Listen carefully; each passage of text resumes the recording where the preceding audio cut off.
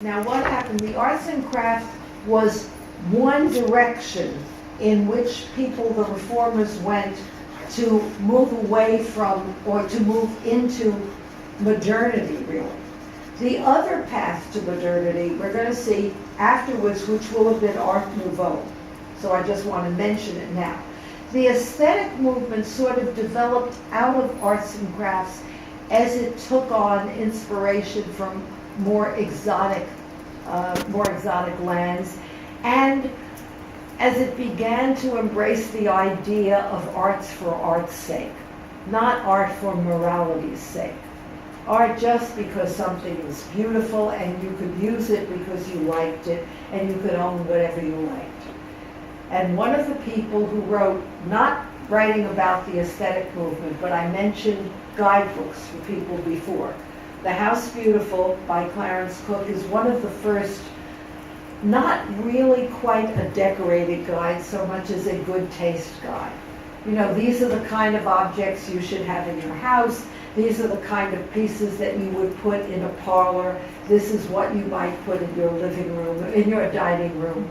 And Walter Crane, a very important artist of the time, a graphic artist, did this frontispiece, which is suggesting, along with, you see the oriental pieces, you see here a Japanese fan, and which is suggesting the beginning of influence coming from East Asia, which was a really new thing.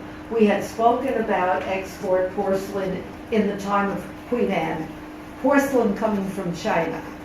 But in the 1850s, Admiral Perry opened Japan to the West.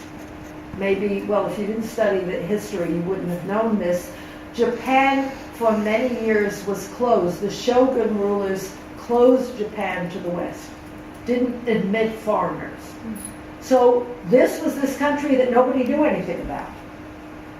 After Admiral Perry opened it up, they agreed to let him in, and after trade began with the West, the Japanese exhibited, I'll have an image of it, in a fair in London.